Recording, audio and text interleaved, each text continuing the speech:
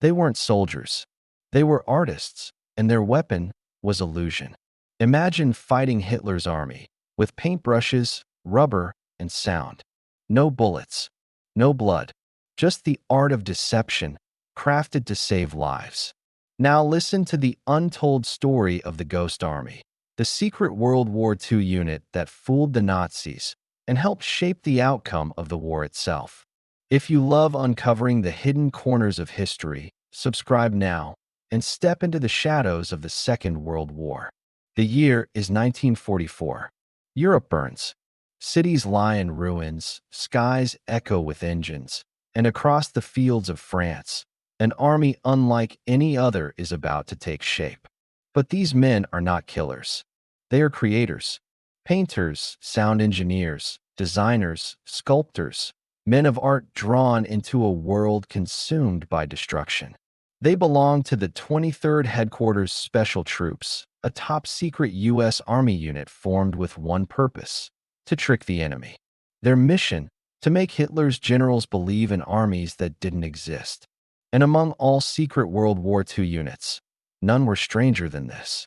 It began in silence, in the quiet halls of American universities and art studios.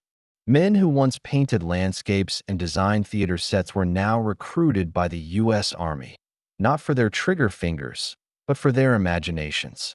The mission was as daring as it was absurd: to use art, sound, and deception to mimic entire divisions of soldiers, tens of thousands of men, using nothing but inflatable tanks, fake radio chatter, and recorded noise. To the enemy's eye, the Ghost Army would appear unstoppable. In truth, it was a stage play performed on the fields of war. Their training was unconventional, a mixture of artistry and espionage. They learned how to build tanks out of canvas and rubber, full-sized, detailed, and from the air, impossible to tell apart from real armor. They painted insignias on trucks, moved fake vehicles under the cover of night, and broadcast false radio signals to confuse German intelligence. Sound engineers crafted recordings of tanks moving, soldiers shouting, even boots in the mud, all blasted from giant speakers across miles of countryside. When German scouts flew overhead, they saw a full division ready to strike. When they listened, they heard engines rumbling and orders shouted. But it was all an illusion, a mirage of war. Across the fields of France, tanks the size of trucks stood tall, made of rubber and air. But to the German eye, they looked like death approaching. Their first test came after the D-Day landings. The Allies had pushed into France, but they needed to protect their flanks and mask their real movements.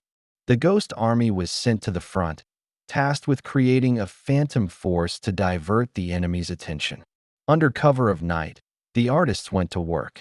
They inflated tanks by hand, painted division markings, and placed loudspeakers near villages to simulate the sounds of an advancing army.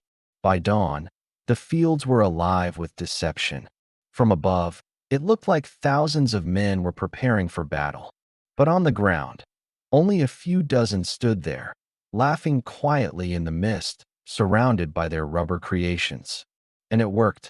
German intelligence shifted units, wasted ammunition, and prepared for an attack that never came. The Ghost Army had drawn first blood without firing a shot.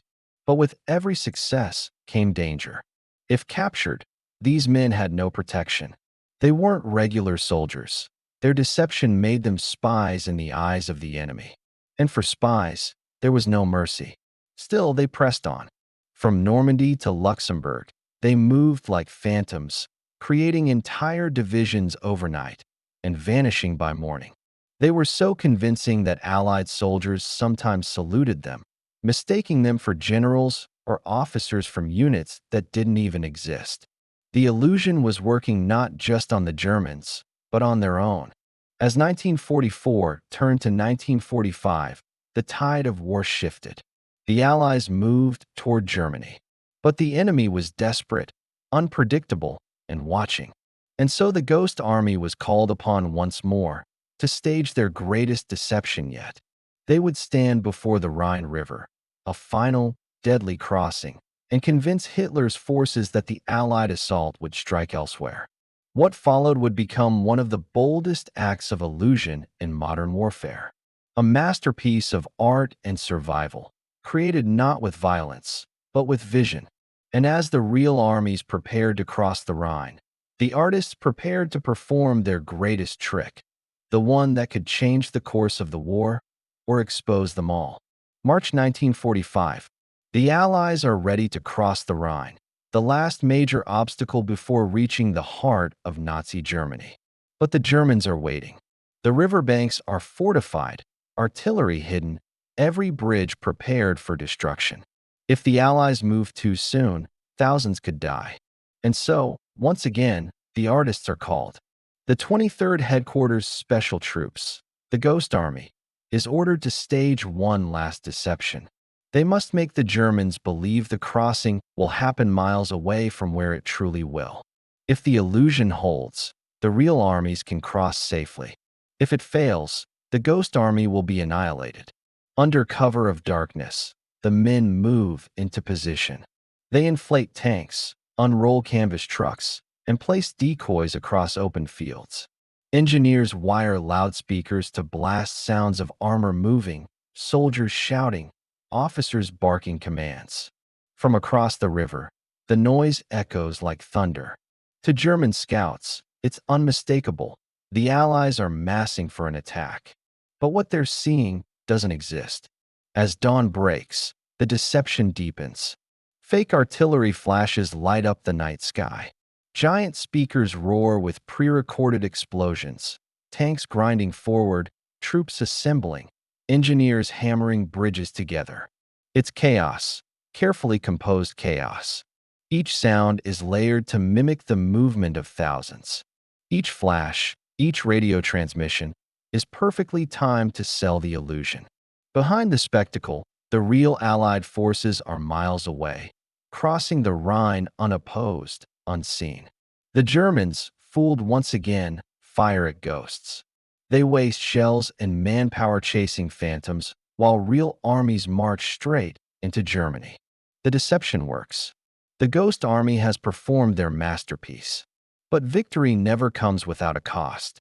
Throughout the campaign, these men operated close to the front, within artillery range, often mistaken for real divisions.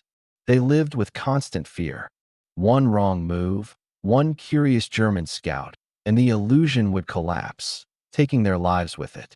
In one operation, shells landed among the inflatable tanks, tearing holes through the rubber.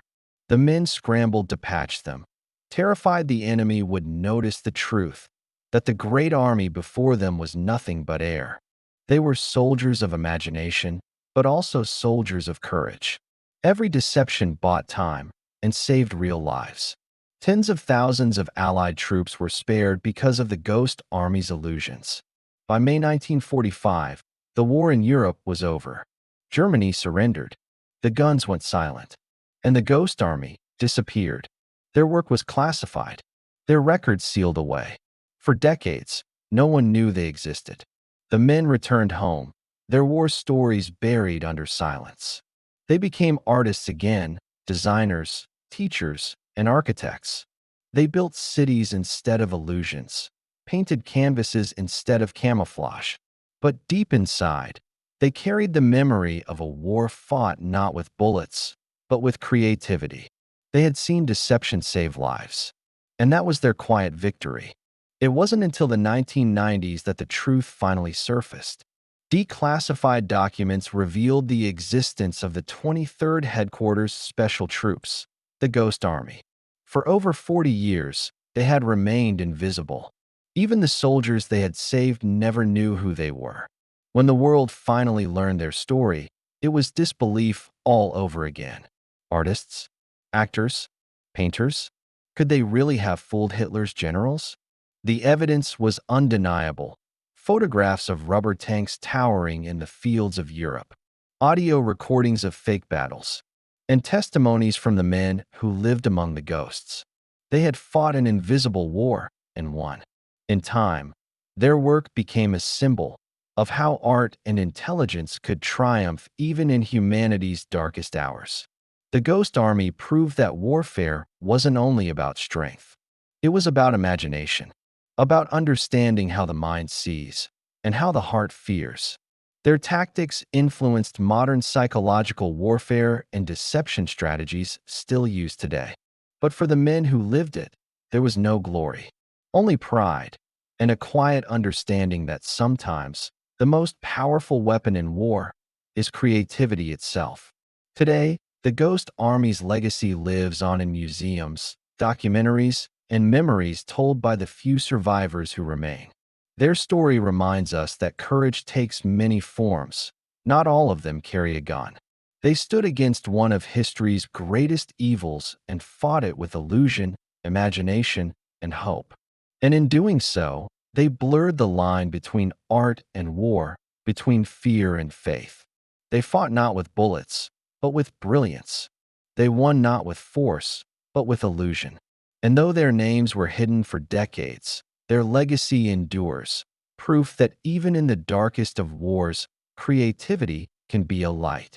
Because the Ghost Army never vanished.